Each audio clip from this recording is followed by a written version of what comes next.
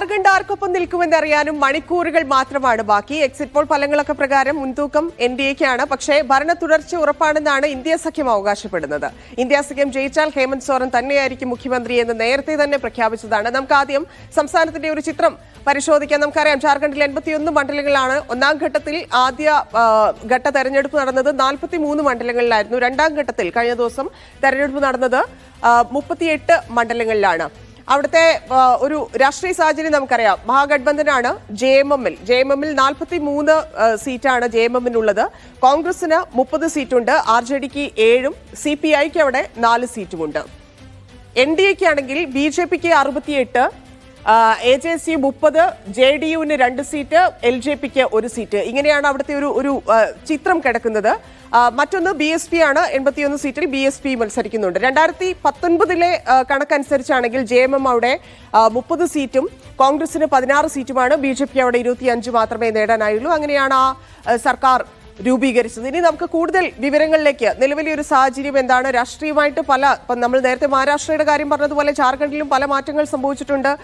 പല രീതിയിലും രാഷ്ട്രീയമായിട്ടും അല്ലാതെയും ചില സ്ഥലങ്ങളെ ഒക്കെ സംബന്ധിച്ചുമുള്ള മാറ്റങ്ങൾ, അവിടുത്തെ ലോക്കൽ നേതാക്കൾ ഉൾപ്പെടെയുള്ള ആളുകളൊക്കെ അങ്ങോട്ടും ഇങ്ങോട്ടും ഒക്കെ മാറുന്നത് എല്ലാം ജാർഖണ്ഡിനെ പൊതുവെ ഒരു സ്റ്റേറ്റ് എന്ന രീതിയിൽ ബാധിക്കാവുന്ന പല മാറ്റങ്ങളും അവിടെ സംഭവിച്ചിട്ടുണ്ട്. അപ്പം ജാർഖണ്ഡിൽ എന്താണ് സംഭവിക്കാൻ പോകുന്നത് എന്നതിനെ കുറിച്ച് പറയാൻ സജു തോമസ് ചേരുന്നുണ്ട്. സജു, ജാർഖണ്ഡിലെ ഒരു അട്ടിമറി സാധ്യതയൊക്കെയാണ് പൊതുവെ കഴിഞ്ഞ ദിവസം എക്സിറ്റ് പോൾ ഫലങ്ങളൊക്കെ വിലയിരുത്തുന്നത്. അങ്ങനെ ഒരു സാഹചര്യമാണോ നിലവിൽ സ്റ്റേറ്റിലുള്ളത്?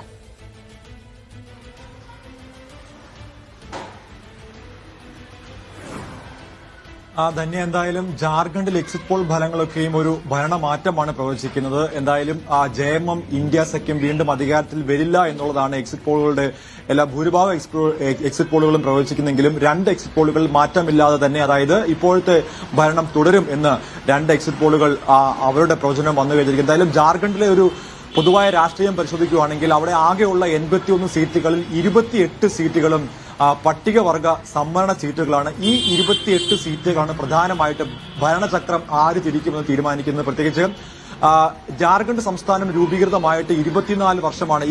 ഈ നവംബർ 15ഓടുകൂടി 24 വർഷം പൂർത്തിയായിരിക്കുകയാണ്. ഈ 5 തെരഞ്ഞെടുപ്പുകൾ നോക്കുകയാണെങ്കിൽ BJPക്ക് ഏറ്റവും കൂടുതൽ സീറ്റ് ലഭിച്ചത് 2000-ലെ തെരഞ്ഞെടുപ്പിലാണ്. 33 സീറ്റുകളാണ് BJP 2000-ൽ നേടിയത്. പിന്നീട് ഇങ്ങോട്ട് നോക്കുകയാണെങ്കിൽ 25, 28, 33 പിന്നീട് ഏറ്റവും കൂടുതൽ വോട്ട് നേടിയ അല്ലെങ്കിൽ ഏറ്റവും കൂടുതൽ സീറ്റ് നേടിയത് 2014-ലെ തെരഞ്ഞെടുപ്പിലാണ്.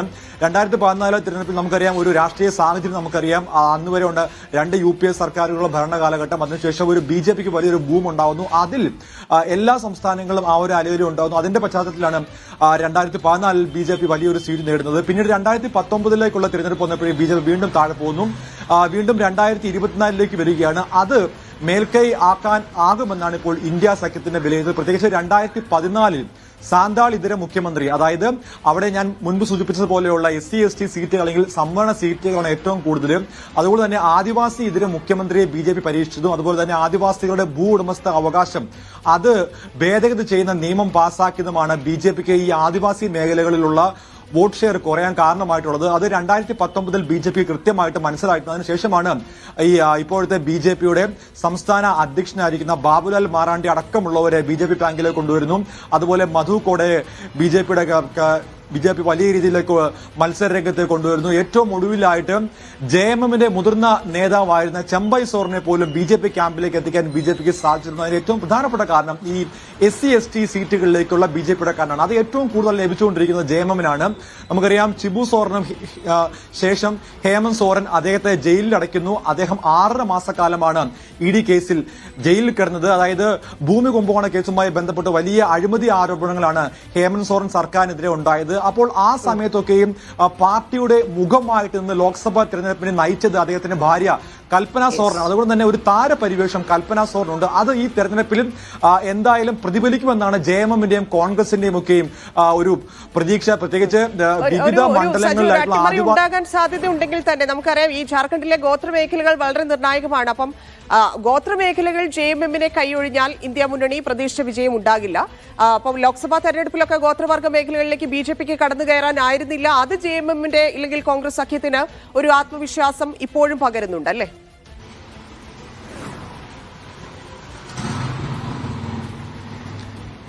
ധന്യ, തീർച്ചയായിട്ടും അങ്ങനെ തന്നെയാണ്. ഞാൻ മുൻപ് സൂചിപ്പിച്ച കാര്യങ്ങൾ ഏറ്റവും പ്രധാനമാണ്. ഈ 2014 ശേഷം ഇങ്ങോട്ട് നോക്കുകയാണെങ്കിൽ ഈ 8 വർഷക്കാലമായിട്ട് BJPക്ക് ഗോത്രവർഗ മേഖലയിലേക്ക് പഴയതുപോലെ, അതായത് 2000 കാലഘട്ടത്തിൽ ഉണ്ടായിരുന്ന ആ ഒരു ബൂം അവർക്ക് വീണ്ടെടുക്കാനായിട്ടില്ല. അതിനുവേണ്ടിയാണ് BJP പല നേതാക്കന്മാരെ JMM പാളയത്തിൽ നിന്നും മറ്റ് പ്രാദേശിക പാർട്ടികളിൽ നിന്നും ഇളക്കി അല്ലെങ്കിൽ അടർത്തി മാറ്റി അവരെയൊക്കെയും BJP പാളയത്തിലേക്ക് എത്തിക്കുന്നു. ഏറ്റവും ഒടുവിൽ ബാബുലാൽ മാറാണ്ടിയെയും ഏറ്റവും ഒടുവിലായിട്ട് ചമ്പൈ സോറിനെ പോലും BJP പാളയത്തിൽ എത്തിച്ചെങ്കിൽ പോലും ഈ ഒരു SC/ST മണ്ഡലങ്ങളിലേക്കുള്ള ഒരു വോട്ട് ഷെയർ വർദ്ധിപ്പിക്കാൻ BJPക്ക് ആയിട്ടില്ല. അത് തന്നെയാണ് JMMന്റെ ആത്മവിശ്വാസം. അതുകൊണ്ട് തന്നെ 2019 തിരഞ്ഞെടുപ്പിൽ 47 സീറ്റുകളാണ് JMM സഖ്യം നേടി. അതിൽ 25 സീറ്റുകളും സംഭാവന ചെയ്തത് ഈ ആദിവാസി ഗോത്രവർഗ മേഖലകളാണ്.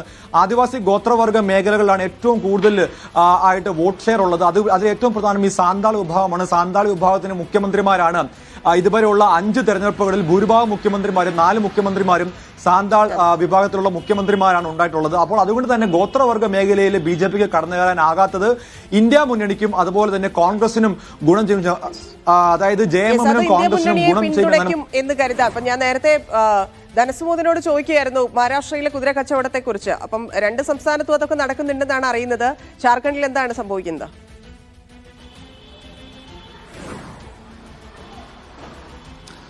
ധന്യ, തീർച്ചയായിട്ടും ജാർഖണ്ഡിലും ഈ ബാക്കി സംസ്ഥാനങ്ങളിലൊക്കെയും BJP ചെയ്തു വന്ന മൈക്രോ ലെവൽ മാനേജ്മെന്റ് നമുക്കറിയാം. ഏറ്റവും ഒടുവിൽ എക്സിറ്റ് പോൾ ഫലങ്ങളിലൊക്കെയും കവച്ചുവെക്കുന്ന രീതിയിലേക്കാണ് നമ്മൾ ഹരിയാനയിലെ തെരഞ്ഞെടുപ്പ് ഫലം കണ്ടത്. അതുപോലെ തന്നെ കൃത്യമായി എല്ലാ സംസ്ഥാനങ്ങളിലും BJPയുടെ മൈക്രോ ലെവൽ മാനേജ്മെന്റ് ഉണ്ട്.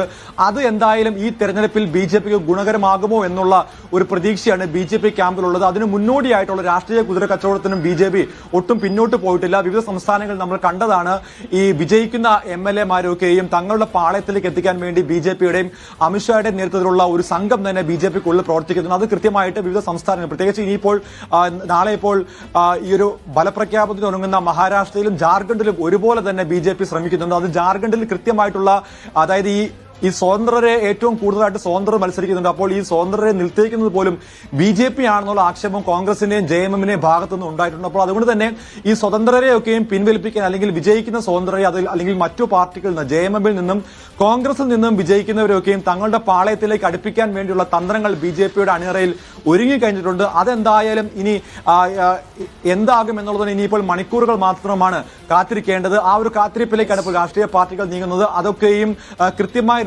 രീതിയിൽ പരിശോധിക്കുന്നതിനും നേതാക്കൾക്ക് നിർദ്ദേശം കോൺഗ്രസ് നൽകിയിട്ടുണ്ട്. പ്രത്യേകിച്ച് ഈ വോട്ടെണ്ണൽ കേന്ദ്രത്തിലടക്കം കൂടുതൽ നേതാക്കന്മാരെ എത്തിക്കുക, അതുപോലെ തന്നെ വോട്ടിംഗ് യന്ത്രം അടക്കമുള്ള കാര്യങ്ങളിൽ പരിശോധന അടക്കമുള്ള കാര്യങ്ങളിൽ നേതാക്കളുടെ ശ്രദ്ധ വേണം എന്നുള്ള കാര്യങ്ങളടക്കം കോൺഗ്രസും അതുപോലെ JMM നിർദ്ദേശം നൽകിയിട്ടുണ്ട്.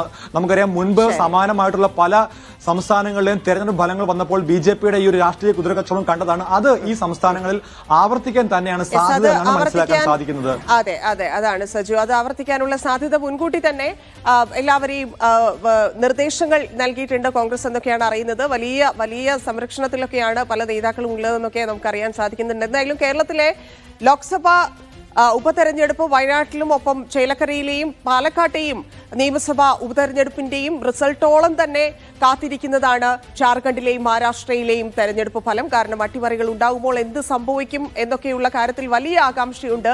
ഇനി ഏതാണ്ട് ഒരു 10-11 മണിക്കൂർ മാത്രമേ ഉള്ളൂ ആ റിസൾട്ടിലേക്ക് നമുക്ക് എത്താൻ.